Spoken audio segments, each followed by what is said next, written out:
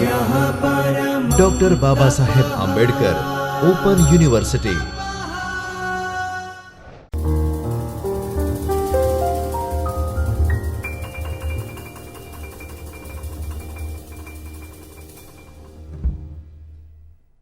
નમસ્કાર વિદ્યાર્થી મિત્રો, હું ડૉક્ટર જયશ્રી કુષ્ટી બાબા સાહેબ આંબેડકર યુનિવર્સિટીમાંથી ચૈતન્ય સ્ટુડિયોમાંથી આપ સૌનું હાર્દિક સ્વાગત કરું છું.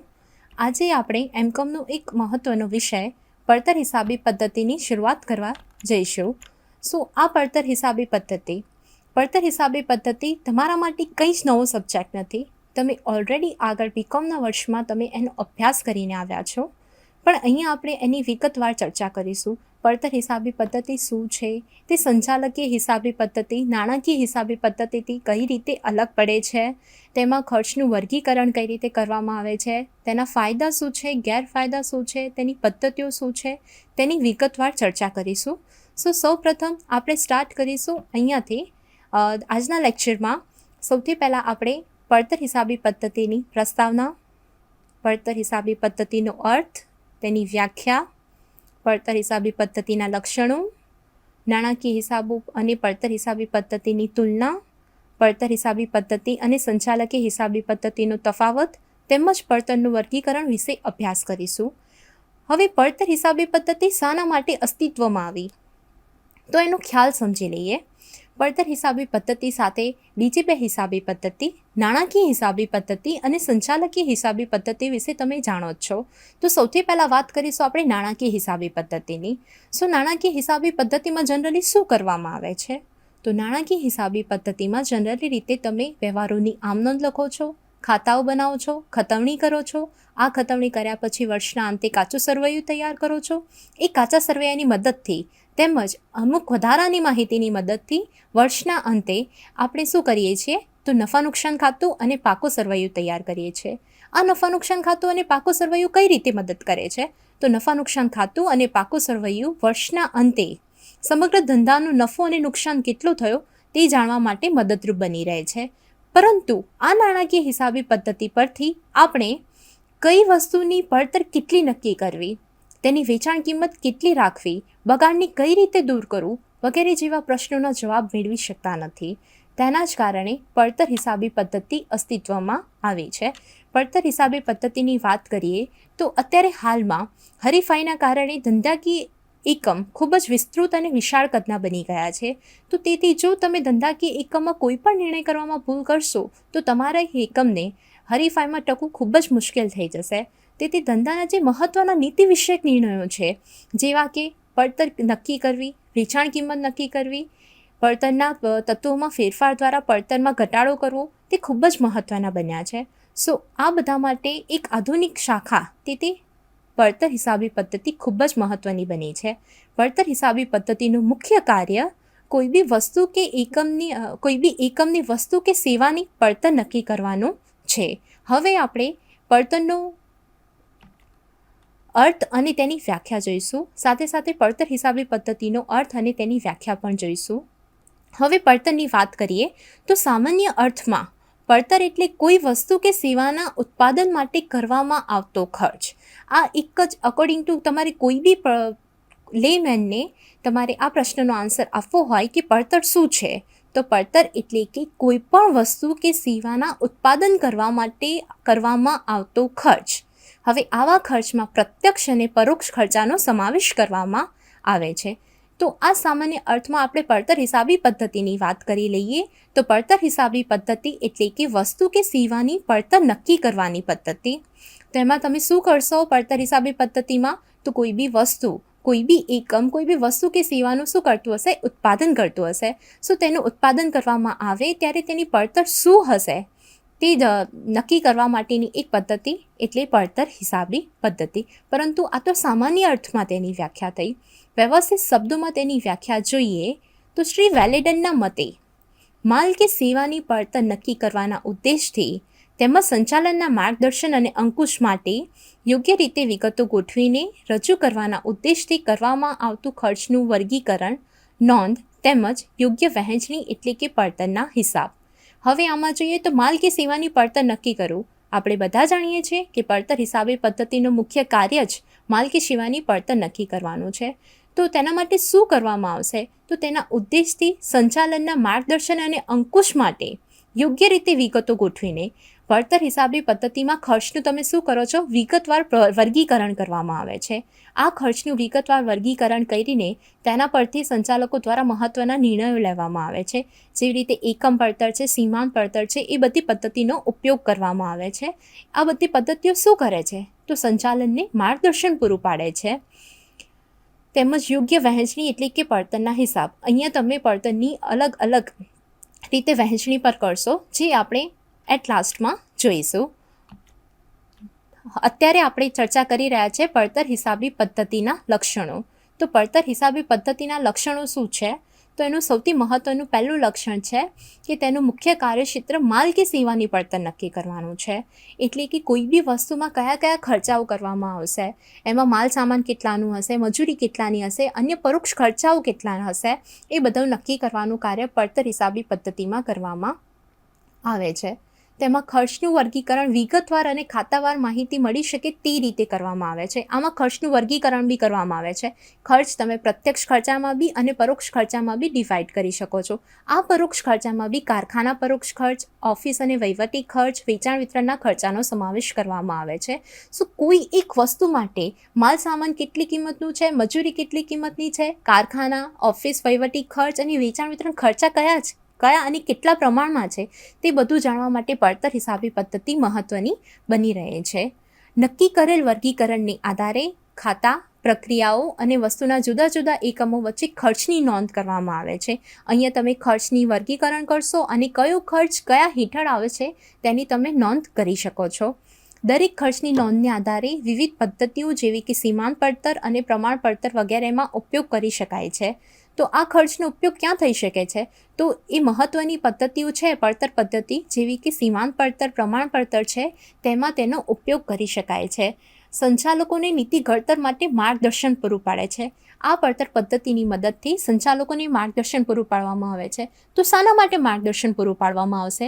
તો સંચાલકોને વિવિધ પ્રકારના અંદાજપત્રો બનાવવા માટે, તેની સાથે સાથે આર્થિક વરદી જથ્થો ડિસાઇડ કરવા માટે, આર્થિક વરદી જથ્થોનું લેવલ નક્કી કરવા માટે, કઈ વસ્તુની કેટલી સપાટી હશે, એટલે કે માલ સામાનની મહત્તમ સપાટી, લઘુત્તમ સપાટી, ન્યૂનતમ સપાટી વગેરે સપાટી નક્કી કરવા માટે, આંતરપેઢી તુલના માટે. સો એ બધા માટે પડતર હિસાબી પદ્ધતિ ખૂબ જ મહત્ત્વની બની રહે છે, જેના પરથી સંચાલકો નીતિ ઘડતર માટે નિર્ણયો લઈ શકે છે. સો આ બાબત થઈ પડતર હિસાબી પદ્ધતિના લક્ષણોની. હવે આપણે નેક્સ્ટ નાણાકીય હિસાબો અને પડતર હિસાબી પદ્ધતિની તુલના કરીશું. સો નાણાકીય હિસાબો અને પડતર હિસાબી પદ્ધતિ કઈ રીતે અલગ છે? તો અહીંયા કેટલાક રીઝન્સ મેન્શન કરવામાં આવ્યા છે કે કઈ બાબતો પરથી તે અલગ છે. સો સૌથી ફર્સ્ટ, નફા ખોટના કારણો. નાણાકીય હિસાબોમાં જનરલી આપણે શું કરીએ છીએ? તો નાણાકીય હિસાબોમાં વર્ષના અંતે નફા નુકસાન ખાતું અને પાકું સરવૈયું તૈયાર કરવામાં આવે છે. આ નફા નુકસાન ખાતું અને પાકું સરવૈયું વર્ષના અંતે કેટલો નફો થયો, કેટલી ખોટ થઈ, વર્ષના અંતે ધંધાની આર્થિક પરિસ્થિતિ શું છે તે બતાવે છે. પરંતુ આ નફા ખોટ કયા કારણથી છે તે બતાવી શકતા નથી. જ્યારે પડતર હિસાબી પદ્ધતિની વાત કરીએ તો પડતર હિસાબી પદ્ધતિમાં પડતરનું યોગ્ય રીતે પૃથ્થકરણ કરવામાં આવે છે અને આ પૃથ્થકરણના કારણે આ નફા અને ખોટના કયા કારણો હશે તેના વિશે તમે અંદાજ મેળવી શકો છો. નેક્સ્ટ પોઈન્ટ, વેચાણ કિંમત.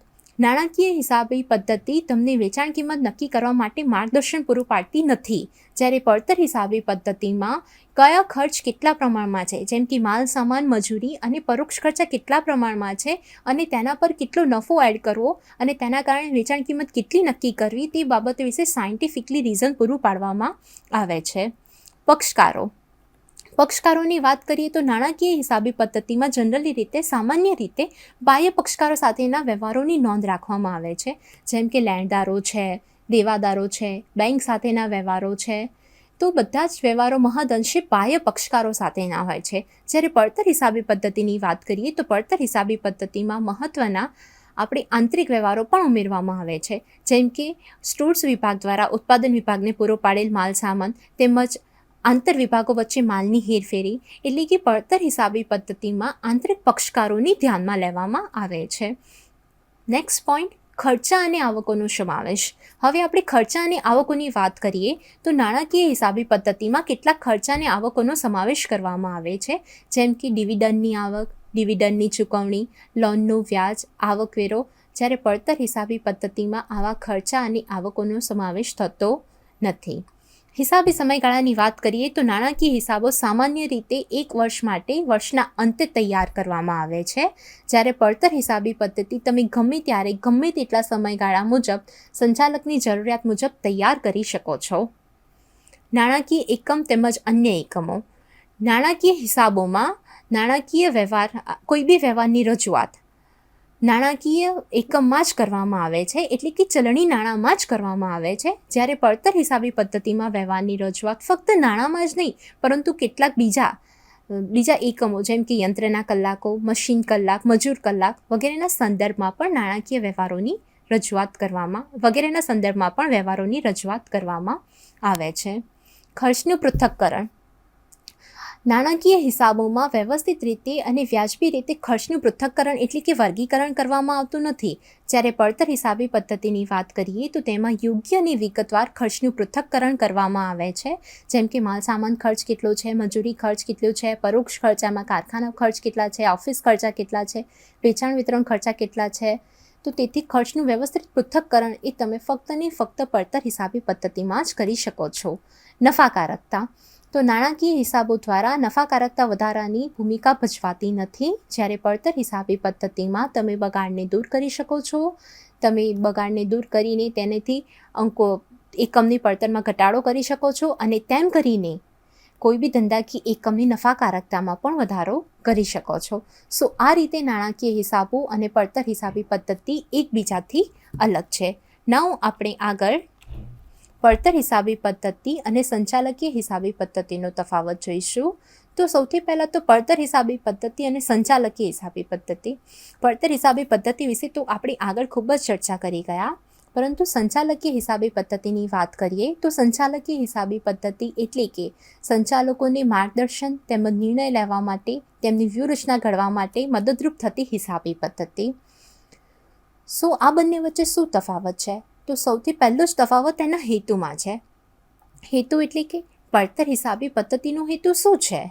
તો પડતર હિસાબી પદ્ધતિનો હેતુ કોઈ બી એકમની વસ્તુ કે સેવાની પડતર નક્કી કરવાનો છે, જ્યારે સંચાલકીય હિસાબી પદ્ધતિનો મહત્વનો હેતુ એ કોઈ બી એકમના સંચાલકોને નિર્ણય ઘડતર માટે એટલે કે કોઈ બી નીતિ વિષયક નિર્ણયો માટે મદદરૂપ થવાનો છે.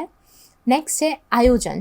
પડતર હિસાબી પદ્ધતિનું આયોજન ટૂંકા ગાળા માટે કરવામાં આવે છે, જ્યારે સંચાલકીય હિસાબી પદ્ધતિનું આયોજન ટૂંકા ગાળા માટે તેમજ લાંબા ગાળા બંને માટે કરવામાં આવે છે. પડતર હિસાબી પદ્ધતિની વાત કરીએ તો પડતર હિસાબી પદ્ધતિમાં ફક્ત ને ફક્ત આંકડાકીય માહિતીનો ઉપયોગ કરવામાં આવે છે, જ્યારે સંચાલકીય હિસાબી પદ્ધતિમાં આંકડાકીય માહિતી સિવાય બિન આંકડાકીય માહિતીનો પણ ઉપયોગ કરવામાં આવે છે. પડતર હિસાબી પદ્ધતિ કોને ઉપયોગી થશે? તો પડતર હિસાબી પદ્ધતિ એ શેર હોલ્ડરને, ધેન આફ્ટર સંચાલકોને તેમજ દેવાદારો અને લેણદારોને ઉપયોગી થઈ શકે છે, પરંતુ સંચાલકીય હિસાબી પદ્ધતિ મહદ અંશે સંચાલકોને જ ઉપયોગી હોય છે. નાવ સિદ્ધાંતોની વાત કરીએ તો પડતર હિસાબી પદ્ધતિમાં પડતરને લગતા સિદ્ધાંતોનો જ સમાવેશ થાય છે, જ્યારે સંચાલકીય હિસાબી પદ્ધતિમાં પડતર હિસાબી પદ્ધતિ પ્લસ નાણાકીય હિસાબી પદ્ધતિ. આમ સંચાલકીય હિસાબી પદ્ધતિમાં બંને એટલે કે નાણાકીય હિસાબી પદ્ધતિ અને પડતર હિસાબી પદ્ધતિ બંનેના સિદ્ધાંતોનો સમાવેશ કરવામાં આવે છે. આના પરથી જ આપણો નેક્સ્ટ પોઈન્ટ છે તફાવતનો, એ ખબર પડી જાય છે કે પડતર હિસાબી પદ્ધતિમાં સંચાલકીય હિસાબી પદ્ધતિનો સમાવેશ કરવામાં આવતું નથી, જ્યારે સંચાલકીય હિસાબી પદ્ધતિમાં પડતર હિસાબી પદ્ધતિનો સમાવેશ કરવામાં આવે છે. આ થયું આપણું પડતર હિસાબી પદ્ધતિ અને સંચાલકીય હિસાબી પદ્ધતિ વચ્ચેનો તફાવત. હવે આપણે આગળ પડતરનું વર્ગીકરણ સમજીશું, જે પડતર હિસાબી પદ્ધતિમાં ખૂબ જ મહત્વનું છે. પડતરનું વર્ગીકરણ. હવે આપણે પડતરના વર્ગીકરણની વાત કરીએ તો પડતરનું વર્ગીકરણ 6 રીતે કરવામાં આવે છે. આ 6 રીતો કઈ છે? તો આ પડતરની વર્ગીકરણની 6 રીતમાંથી પહેલી છે પડતરના તત્વો મુજબ, સેકન્ડ કાર્યો કે કામગીરી અનુસાર, થર્ડ વર્તણૂક કે સ્વરૂપને આધારે, નંબર 4 સમયને અનુલક્ષીને, નંબર 5 પેદાશ કે મુદ્દતને આધારે અને નંબર 6 સંચાલકીય નિર્ણય માટે. શું આ મહત્ત્વના 6 હેડ છે જેના આધાર પર પડતરનું વર્ગીકરણ કરવામાં આવે છે. શું આપણે 1 બાય 1 આ બધાની વિસ્તૃતમાં ચર્ચા કરીશું. શું આપણે ચર્ચા કરવા જઈ રહ્યા છીએ ફર્સ્ટ પડતરના તત્વો મુજબ. શું પડતરના તત્વો મુજબ પડતરનું વર્ગીકરણ કઈ રીતે કરી શકાય.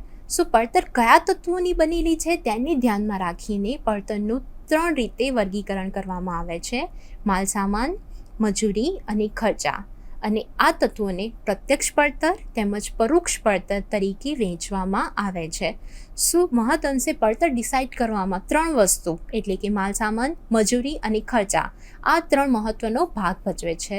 શું સૌપ્રથમ આપણે વાત કરીશું પ્રત્યક્ષ પડતરની. શું પ્રત્યક્ષ પડતર એટલે કે શું? જે ઉત્પાદન ખર્ચા ઉત્પાદન સાથે પ્રત્યક્ષ રીતે સંકળાયેલ હોય તે ખર્ચાની બનેલી પડતરને પ્રત્યક્ષ પડતર કહેવામાં આવે છે. જે ઉત્પાદન ખર્ચા પ્રત્યક્ષ રીતે જોડાયેલા હોય એટલે કે ડાયરેક્ટ સીધી રીતે તમે એને સાંકળી શકતા હોય તો તેને પ્રત્યક્ષ પડતર કહેવામાં આવે છે. એક એક્ઝામ્પલ લઈને આને એક્સપ્લેન કરી શકાય. જ્યારે તમે ફર્નિચર બનાવવા માટે કોઈને કામ સોંપ્યું હોય, એ વખતે આ ફર્નિચર બનાવવા માટે જેટલી રકમનું માલ સામાન વપરાયો હશે, માલ સામાન એટલે કે ફર્નિચર માટે લાકડું, જેટલી રકમનું લાકડું વપરાયું હશે એ બની ગઈ તમારી પ્રત્યક્ષ માલ સામાનની પડતર. આ ફર્નિચર બનાવવા માટે તમે સુથારને જેટલી મજૂરીની રકમ ચૂકવી હશે તે બની ગઈ તમારી પ્રત્યક્ષ મજૂરી. પ્રત્યક્ષ પડતર એટલે કે જે ઉત્પાદન ખર્ચા ઉત્પાદન સાથે પ્રત્યક્ષ રીતે સંકળાયેલ હોય તે ખર્ચાની બનેલી પડતર. અહીંયા એક એક્ઝામ્પલ મેન્શન કરેલું જ છે. ફર્નિચર માટે વપરાતું લાકડું એ પ્રત્યક્ષ માલ સામાન તેમજ સુથારને ચૂકવેલ મજૂરી પ્રત્યક્ષ પડતર છે. નાઉ નેક્સ્ટ પરોક્ષ પડતર. જે ખર્ચ કોઈ એક એકમના ઉત્પાદન માટે નહીં પરંતુ સમગ્ર ઉત્પાદન માટે કરવામાં આવ્યા હોય. અત્યારે હાલમાં આપણે પ્રત્યક્ષ પડતરનું એક ઉદાહરણ જોયું. એ ઉદાહરણ એટલે કે ફર્નિચર માટે વપરાતું લાકડું એ પ્રત્યક્ષ માલ સામાન થયું. આમાં ડાયરેક્ટલી તમે જે ખર્ચ કરો છો એ કોઈ બી એક જ વસ્તુ માટે, કોઈ બી એક જ એકમ માટે કરવામાં આવે છે. પરંતુ પરોક્ષ પડતરમાં ખર્ચ કોઈ એક જ વસ્તુ કે એક જ પડતર કેન્દ્ર માટે નહીં પરંતુ સમગ્ર ઉત્પાદન માટે કરવામાં આવે છે. તેથી તે ખર્ચને ફાળવવા પડે છે. તે ખર્ચને સીધી રીતે આપણે તેની સાથે સાંકળી શકતા નથી, તો તેને પરોક્ષ પડતર કહેવામાં આવે છે. ફોર એક્ઝામ્પલ, કારખાનાનું ભાડું, મેનેજરનો પગાર, સુપરવાઇઝરનો પગાર, ઓફિસનું લાઇટ બિલ વગેરે. હવે કારખાનાના ભાડાની વાત કરીએ તો કારખાનાનું ભાડું આપણે સીધી રીતે કોઈ બી એક જ વસ્તુ સાથે સાંકળી શકતા નથી. કારખાનાનું ભાડું છે તો એ ભાડું કોઈ બી એક જ વસ્તુ માટે કન્સિડર કરી શકાય નહીં, કારણ કે એ કારખાનામાં તમે એક કરતાં વધારે વસ્તુનું ઉત્પાદન પણ કરી શકો છો. તો તેથી આ કારખાનાનું ભાડું યોગ્ય આધાર લઈને બધી વસ્તુ વચ્ચે સરખા પ્રમાણમાં વહેંચવામાં આવે છે. આમ તેને પરોક્ષ પડતર કહેવાય, કારણ કે ડાયરેક્ટલી આપણે કારખાનાનું ભાડું કોઈ બી વસ્તુ સાથે સાંકળી શકતા નથી. જે બી પરોક્ષ ખર્ચા છે તેને વ્યવસ્થિત યોગ્ય આધાર લઈને તેને વહેંચવામાં આવે છે. સેમ આવી રીતે બીજું બી એક્ઝામ્પલ છે મેનેજરનો પગાર. હવે મેનેજરનો પગારની વાત કરીએ તો મેનેજરના પગારને આપણે કોઈ બી એક જ વસ્તુના ખર્ચામાં ઉમેરી શકતા નથી. તેને આપણે અલગ અલગ વસ્તુ માટે પણ કન્સિડર કરી શકીએ છીએ. આ બધા જ એક્ઝામ્પલ પરોક્ષ ખર્ચાના એટલે કે પરોક્ષ પડતરના છે. હવે આપણે જઈશું પ્રત્યક્ષ ખર્ચા. આ પ્રત્યક્ષ ખર્ચામાં પ્રત્યક્ષ માલ સામાન, પ્રત્યક્ષ મજૂરી તેમજ સીધા ખર્ચાનો સમાવેશ કરવામાં આવે છે. પ્રત્યક્ષ ખર્ચા એટલે કે એવા ખર્ચા જેને તમે ડાયરેક્ટલી કોઈ એક પ્રોડક્ટ સાથે, કોઈ એક વસ્તુ સાથે સાંકળી શકો છો. પ્રત્યક્ષ માલ સામાનની વાત કરીએ તો પ્રત્યક્ષ માલ સામાન એટલે કે ઉત્પન્ન થયેલી વસ્તુ કેટલી રકમના માલ સામાનની બનેલી છે તે, અથવા તો ઉત્પાદિત વસ્તુમાં જે માલ સામાન વપરાયેલ છે તે. હવે આપણે સપોઝ વાત કરીએ તો કાપડ બનાવવા માટે વપરાતું સૂતર એ શું કહેવાય? પ્રત્યક્ષ માલ સામાનનું ઉદાહરણ કરાય. સેમ એવી રીતે ફર્નિચર બનાવવા માટે વપરાતું લાકડું એ પણ પ્રત્યક્ષ ખર્ચનું જ ઉદાહરણ છે. આમ પ્રત્યક્ષ માલ સામાન એટલે કે ઉત્પન્ન થયેલી વસ્તુ જે માલ સામાનની બનેલી છે અથવા તો ઉત્પાદિત વસ્તુમાં જે માલ સામાન સમાયેલ છે તે. હવે વાત કરીશું નેક્સ્ટ પ્રત્યક્ષ મજૂરીની. પ્રત્યક્ષ મજૂરી એટલે શું? સો પ્રત્યક્ષ મજૂરી એટલે કે વસ્તુના ઉત્પાદન માટે રોકાયેલ કામદારની ચૂકવવામાં આવતી મજૂરી. કોઈ બી વસ્તુનું ઉત્પાદન કરવા માટે તમે જે બી કામદાર કે મજૂરને રોક્યું છે તે મજૂરને ચૂકવાતી મજૂરી એ તમારી શું કહેવાશે? પ્રત્યક્ષ મજૂરી કહેવાશે. સપોઝ તમે ફર્નિચર બનાવવા માટે કોઈ સુથારને કામ ઉપર રાખ્યો છે તો એ સુથારને તમે દૈનિક જે બી મજૂરી ચૂકવશો તે શું કહેવાશે? પ્રત્યક્ષ મજૂરી કહેવાશે. તેની સાથે સાથે જ સપોઝ તમે કોઈ દરજીને ડ્રેસની સિલાઈ માટે કામ આપેલું છે તો ડ્રેસની સિલાઈ માટે દરજીને ચૂકવવામાં આવતી રકમ એવી પ્રત્યક્ષ મજૂરી જ કહેવામાં આવે છે. સેમ આવી રીતે દિવાલ બનાવવા માટે તમે જો કોઈ એક કડિયાને રાખ્યો છે તો એ કડિયાને ચૂકવવામાં આવતી મજૂરી પણ પ્રત્યક્ષ મજૂરીનું જ ઉદાહરણ ગણી શકાય છે. હવે પ્રત્યક્ષ ખર્ચાનો ત્રીજો ભાગ એટલે કે સીધા ખર્ચા. સીધા ખર્ચા એટલે ઉત્પાદનના અમુક એકમ માટે જ ખાસ કરવામાં આવેલા ખર્ચા. ફરીથી કહીએ તો સીધા ખર્ચા એટલે ઉત્પાદનના અમુક એકમ માટે જ ખાસ કરવામાં આવેલા ખર્ચા. તે ઉત્પાદનના અમુક એકમ માટે જ તમે સ્પેશિયલી ખર્ચા કરો છો તો એ બધા ખર્ચાનો સમાવેશ સીધા ખર્ચામાં કરી શકાય છે. આપણે એક્ઝામ્પલથી એક્સપ્લેન કરવું હોય તો સીધા ખર્ચાને તો એના માટે છે મકાન કે પુલ બાંધવાનો. જ્યારે તમે કોઈ એક કોન્ટ્રાક્ટ લીધો હોય તો તેના માટે તમારે સ્પેશિયલી મશીનરી વસાવવી પડે છે. તેના માટે કોઈ એક ખાસ પ્રકારની મશીનરી વસાવવી પડે છે.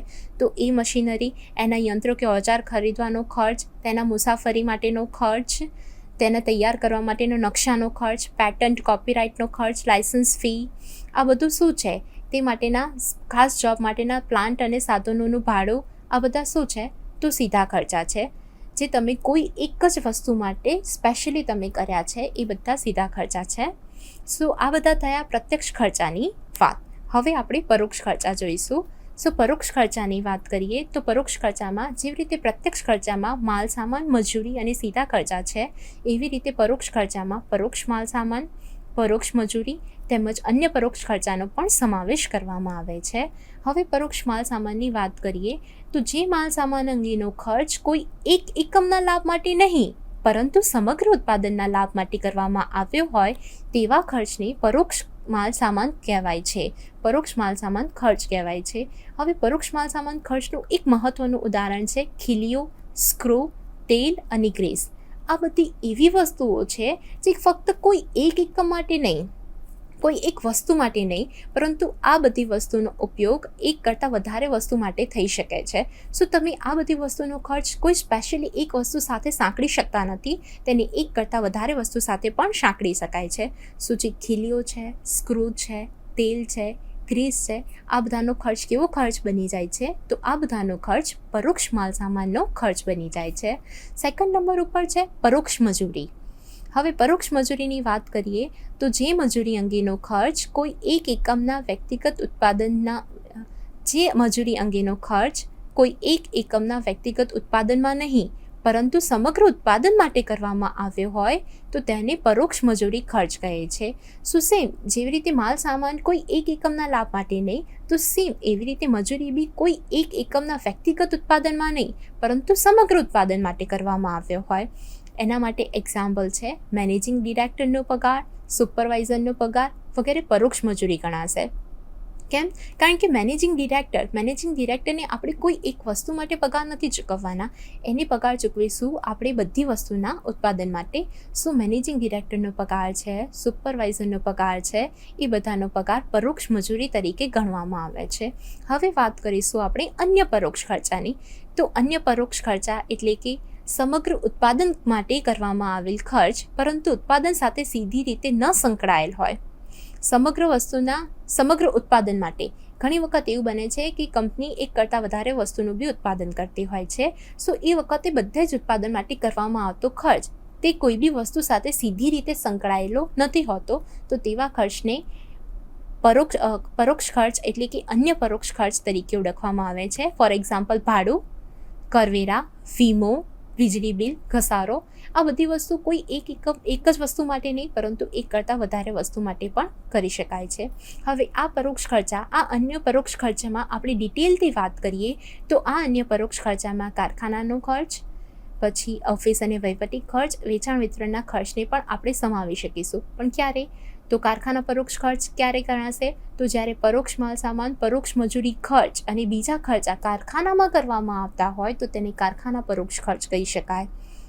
પછી જ્યારે પરોક્ષ માલ સામાન, પરોક્ષ મજૂરી અને બીજા ખર્ચા ઓફિસ અને વહીવટી કામ માટે કરવામાં આવતા હોય તો તેની ઓફિસ અને વહીવટી ખર્ચ કહી શકાય. તેવી જ રીતે જ્યારે પરોક્ષ માલ સામાન, પરોક્ષ મજૂરી અને અન્ય ખર્ચા વેચાણ વિતરણ માટે કરવામાં આવ્યા હોય તો ત્યારે તેને વેચાણ વિતરણના પરોક્ષ ખર્ચ તરીકે ઓળખાવી શકાય છે. સો આ વાત થઈ હતી પ્રત્યક્ષ અને પરોક્ષ ખર્ચાની. હવે આપણે પડતરનું વર્ગીકરણનો બીજો ભાગ એટલે કે કાર્યાનુસાર વર્ગીકરણ વિશે વાત કરીશું. તો કાર્યાનુસાર વર્ગીકરણની વાત કરીએ તો કાર્યાનુસાર વર્ગીકરણમાં 3 વસ્તુ છે. એમ તો ટોટલ તેમાં 4 ખર્ચાનો સમાવેશ કરવામાં આવે છે. પહેલું છે કારખાના પરોક્ષ ખર્ચ, બીજું ઓફિસ કે વહીવટી પરોક્ષ ખર્ચ, ત્રીજું વેચાણ વિતરણ પરોક્ષ ખર્ચ અને ચોથું છે સંશોધન અને વિકાસના ખર્ચ.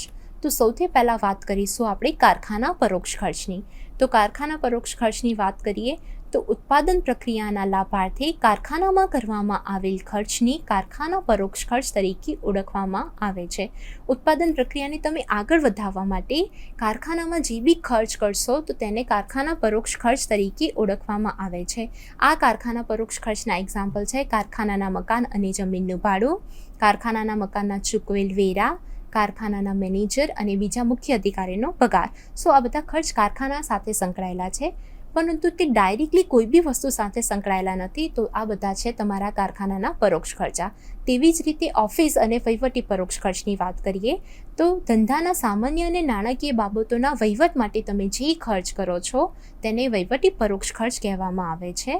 એના એક્ઝામ્પલ છે ઓફિસનું ભાડું, વીજળી, વેરા, ઓફિસ સ્ટાફનો અને મેનેજરનો પગાર, ઓફિસના સાધનો, મકાન, ફર્નિચર વગેરેનો ઘસારો. સેમ થર્ડ વેચાણ વિતરણના પરોક્ષ ખર્ચની વાત કરીએ તો ધંધાકીય એકમમાં ઉત્પાદિત માલમાં વેચાણ અને વિતરણને લગતા ખર્ચા જે બી વેચાણ વિતરણને છે, જેવા કે સેલ્સમેનનો પગાર, સેલ્સમેનનું કમિશન, જાહેરાત ખર્ચ, આ બધા શું છે તો વેચાણ વિતરણના ખર્ચા છે. નેક્સ્ટ સંશોધન અને વિકાસના ખર્ચ. આજકાલના હરીફાઈના યુગમાં કોઈ બી એકમને હરીફાઈમાં ટકવું હોય તો તેને પોતાની પ્રોડક્ટ બીજા કોમ્પિટિટર્સ કરતાં, બીજા હરીફો કરતાં પોતાની પ્રોડક્ટ કઈ વાતમાં આગળ છે તે બતાવવા માટે તેમાં કંઈ સમથિંગ નવું કરવું પડે છે અને આ કંઈ સમથિંગ નવું કરવા માટે તેમને સંશોધન કરવું પડે છે. તો એ સંશોધન અને વિકાસનો ખર્ચ એ બી કાર્યાનુસાર કરવામાં આવતો એક ખર્ચ છે. તો એ બી તે કાર્યાનુસાર પડતરનો વર્ગીકરણનો એક ભાગ કહી શકાય છે. સો આમ ધંધાકીય એકમને હરીફાઈમાં ટકવા માટે તેમજ ગ્રાહકોનો સંતોષ મેળવવા માટે ઉત્પાદિત વસ્તુ કે પૂરી પાડવામાં આવેલ સેવા અંગે સતત ધંધાકીય એકમમાં આવતી નવી ટેકનોલોજી અને ધંધાના વિસ્તરણ અને વિકાસ માટે ખર્ચા કરવા પડે છે, જેને સંશોધન અને વિકાસનો ખર્ચ કહે છે, જેમાં બજાર સંશોધન વિભાગના અધિકારીઓનો પગારનો સમાવેશ કરવામાં આવે છે. નવ વર્તણૂક કે ગુણ પ્રમાણે પડતરનું વર્ગીકરણ સ્થિર ખર્ચા, ચલિત ખર્ચા અને અર્ધચલિત ખર્ચામાં કરવામાં આવે છે. સ્થિર ખર્ચની વાત કરીએ તો ઉત્પાદનના પ્રમાણમાં વધારો થાય કે ઘટાડો થાય પરંતુ જે ખર્ચ સ્થિર રહે છે તેને સ્થિર ખર્ચ કહેવામાં આવે છે. ફોર એક્ઝામ્પલ ભાડું, કરવેરા, મેનેજરનો પગાર, આ બધા એવા ખર્ચા છે કે તમે ઉત્પાદન વધારો કે ઘટાડો પણ ભાડુની રકમ જે છે એ જ રકમ તમારે ચૂકવવાની છે. કરવેરા જે છે એ જ તમારે ચૂકવવાના છે, તેનાથી ઉત્પાદન સાથે કોઈ સંબંધ નથી. સો આ બધા ખર્ચા શું છે? સ્થિર ખર્ચા છે. હવે ચલિત ખર્ચાની વાત કરીએ તો ખર્ચના પ્રમાણમાં ઉત્પાદનમાં વધારા સાથે વધે છે અને ઉત્પાદનના ઘટાડા સાથે જે ખર્ચ ઘટે છે તો તેને ચલિત ખર્ચ કહી શકાય છે. ચલિત ખર્ચના આપણને એક્ઝામ્પલ લેવા હોય તો માલ સામાન ખર્ચ, મજૂરી ખર્ચ, સેલ્સમેનનું કમિશન, આ બધા એવા ખર્ચ છે જે ડાયરેક્ટલી ઉત્પાદનના એકમો સાથે સંબંધ ધરાવે છે. તેથી જો ઉત્પાદનના એકમો વધશે તો ખર્ચ વધશે, ઉત્પાદનના એકમો ઘટશે તો ખર્ચ ઘટશે. હવે અર્ધચલિત ખર્ચની વાત કરીએ તો જે ખર્ચા અમુક લેવલ સુધી એટલે કે અમુક કક્ષા સુધી સ્થિર રહે છે અને ત્યારબાદ ઉત્પાદન વધતા વધે છે તો તેવા ખર્ચને શું કહી શકાશે? તો અર્ધચલિત ખર્ચ કહી શકાશે. અર્ધચલિત ખર્ચનું એક મહત્વનું ઉદાહરણ છે ટેલિફોન બિલ. ટેલિફોન બિલમાં ભાડું અમુક સ્તર સુધી સ્થિર રહે છે પરંતુ ત્યારબાદ જો તમારા કોલ અમુક લેવલ કરતાં વધે છે તો તમારે વધારે ભાડું ચૂકવવાનું થાય છે. સો આમ અર્ધચલિત ખર્ચમાં ટેલિફોન બિલને ગણી શકાય છે. ડી, સમયને અનુલક્ષીને પડતરનું વર્ગીકરણ બે ભાગમાં કરવામાં આવ્યું છે. પહેલું ઐતિહાસિક પડતર, બીજું છે પૂર્વ નિર્ધારિત પડતર. હવે ઐતિહાસિક પડતરની વાત કરીએ તો જે પડતર માટેના ખર્ચા થઈ ગયા પછી તેની પડતર નક્કી કરવામાં આવે તો તેને ઐતિહાસિક પડતર કહે છે. આ પડતર બનાવલક્ષી એટલે કે હકીકત પર આધારિત છે. આમ ઐતિહાસિક પડતરની વાત કરીએ તો ઉત્પાદન પૂરું થઈ ગયા પછી પડતર નક્કી થતી હોવાથી અગાઉથી પડતરનું અંકુશનું કાર્ય થઈ શકતું નથી. હવે બીજી પડતર છે પૂર્વ નિર્ધારિત પડતર. પૂર્વ નિર્ધારિત પડતર એટલે કે જે પડતર અગાઉથી અંદાજવામાં આવેલ છે, એટલે કે ઉત્પાદન શરૂ થતાં પહેલાં જે પડતર નક્કી કરવામાં આવે છે તેને પૂર્વ નિર્ધારિત પડતર કહેવાય છે. આ પડતર વૈજ્ઞાનિક ધોરણને આધારે તેમજ ભૂતકાળના ભવિષ્યને આધારે નક્કી કરી શકાય છે. તેને પ્રમાણ પડતરથી પણ ઓળખાવી શકાય છે. આ પૂર્વ નિર્ધારિત પડતરની સરખામણી ખરેખર પડતર સાથે કરવામાં આવે છે અને બંને વચ્ચે જો કોઈ બી તફાવત હોય તો તેને વિચલન તરીકે ઓળખાવી શકાય છે.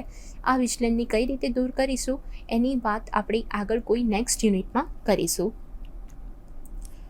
નેક્સ્ટ, પેદાશ કી મુદ્દતના આધારે. તો પેદાશ કી મુદ્દતના આધારે તેને બે ભાગમાં વિભાજિત કરવામાં આવે છે, પેદાશ પડતર અને બીજું છે મુદ્દતી પડતર. ફર્સ્ટ, પેદાશ પડતર.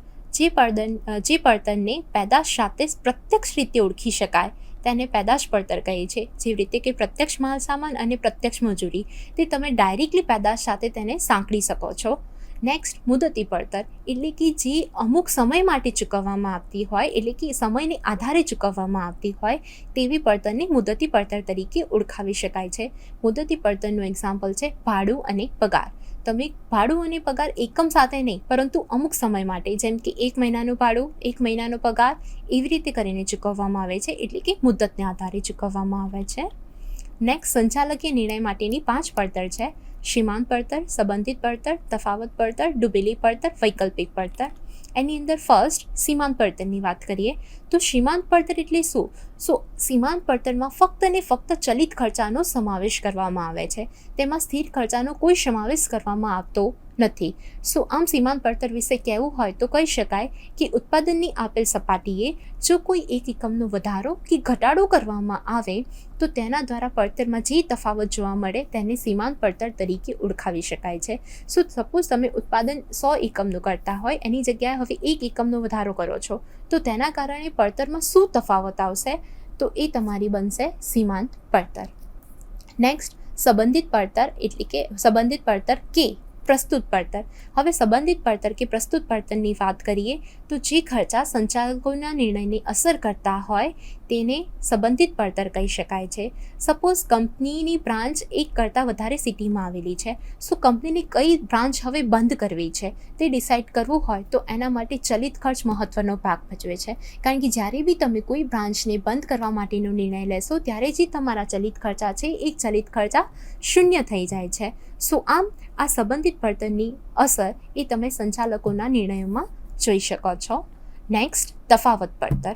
તફાવત પડતરની વાત કરીએ તો જ્યારે કોઈ નિર્ણય લેવામાં આવે તેને કારણે વર્તમાન કરતાં નવી પડતર વધે કે ઘટે તો તેને તફાવત પડતર કહેવામાં આવે છે.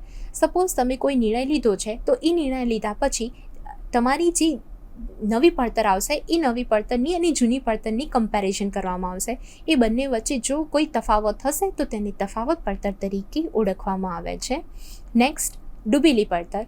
ડૂબેલી પડતરની વાત કરીએ તો જે ખર્ચ ભૂતકાળમાં થઈ ગયો હોય અને તે અંગે હાલ જે નિર્ણય લેવામાં આવે તેને કારણે તે ખર્ચ પર કોઈ અસર થતી ન હોય તો તેને ડૂબેલી પડતર કહેવામાં આવે છે. તમે અહીંયા ડૂબેલી પડતરમાં તમે ખર્ચ ક્યારે કરો છો તો તમે ભૂતકાળમાં ખર્ચ કરી ચૂક્યા છો અને હવે એના અંગે કોઈ નિર્ણય લેવા જઈ રહ્યા છો, પણ ઓલરેડી તમે ભૂતકાળમાં આ ખર્ચ કરી દીધો છે તો તેના કારણે હવે તમે ગમે તે નિર્ણય લેશો પણ તેની અસર એ ખર્ચ ઉપર જોવા મળશે નહીં, તો તેને ડૂબેલી પડતર કહીશું.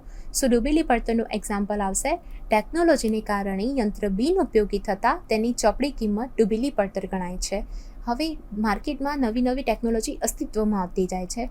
આ નવી ટેકનોલોજી અસ્તિત્વમાં આવે છે એના કારણે ઘણી વખત જૂની મશીનરી શું બની જાય છે, આઉટડેટેડ થઈ જાય છે, બિનઉપયોગી થઈ જાય છે. તો હવે આ જૂની મશીન માટે તમે જે બી કોઈ નિર્ણય લેશો એની અસર તમારે ક્યાંય બી ચોપડી કિંમત ઉપર જોવા મળતી નથી.